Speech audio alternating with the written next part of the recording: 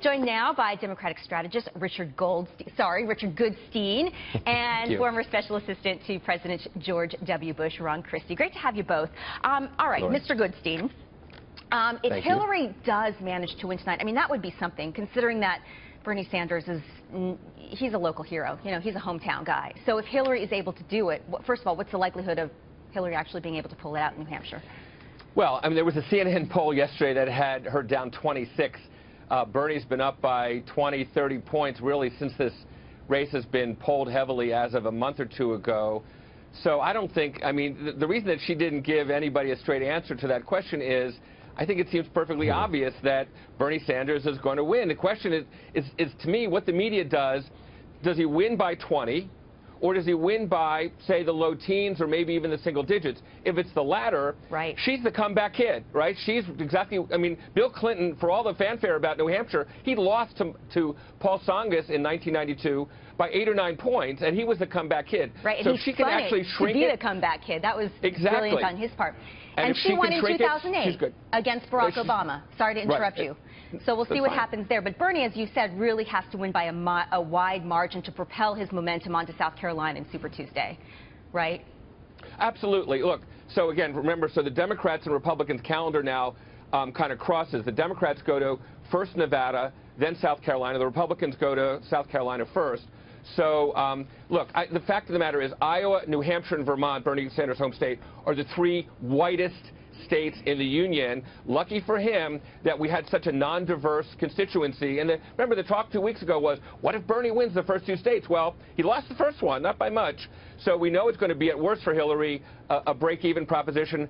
And if the national polls hold, if all the polls in South Carolina and these other states hold, she actually is looking in pretty good shape.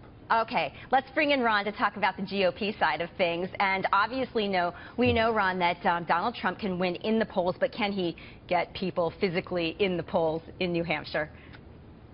I think that's the big question. Good afternoon, Lori. Hi. If you look at what happened in Iowa, of course, Trump was all about his name. He was all about getting people into the stadium, but could he get the ground game out there to get the folks to actually go to the polls and vote for him?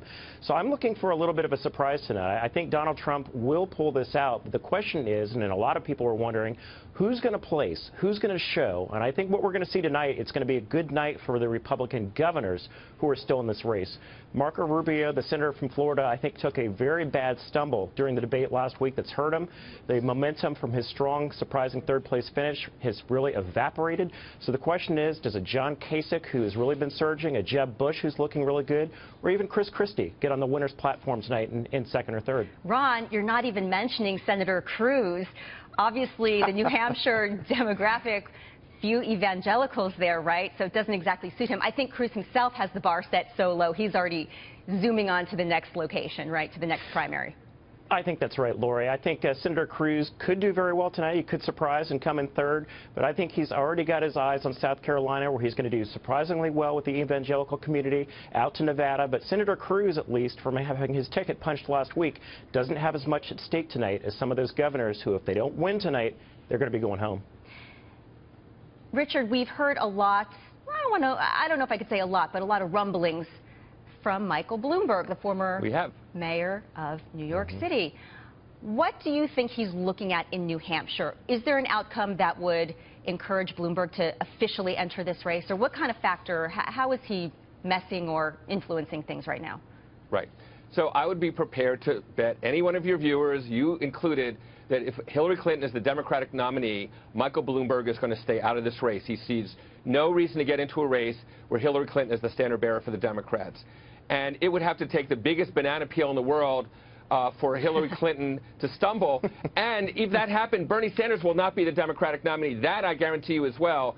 You know, it will be Joe Biden or somebody else. So I think the odds of Michael Bloomberg getting into this race, I understand why he's talking up the chances. He likes to be in the limelight. But the odds of him getting into this race are extraordinarily slim. I don't think they're going to influence anybody's thinking in New Hampshire, in Nevada, in South Carolina, in these March 1 primaries. I just think there's a little bit of a self-indulgence there. Fine, he deserves it, but I don't think anybody should watch this network and think that Michael Bloomberg's going to be a real factor in the presidential race. All right, so Ron, one more to you. Do you think that the New Hampshire primary is more critical to the Republicans or the Democrats? Well, no question. I think it's more critical to the Republicans. So look, Bernie Sanders has this locked up on the Democratic side. As my good friend Richard said, of course, once you get to the states that don't have as wide of a demographic, Senator Clinton will do very well in these other states that she has coming down the pike. But for the Republicans, Lori, a lot of them are running out of money. A lot of them are running out of momentum. If they don't do well on the stage tonight, they're not going to have a very viable candidacy to continue in this race, to go to South Carolina, to go to the SEC primary on March 15th. They're going to run out of gas if they don't do well tonight. Richard Goodstein and Ron Christie, great discussion. Thank you for your time. Thank you, Lori.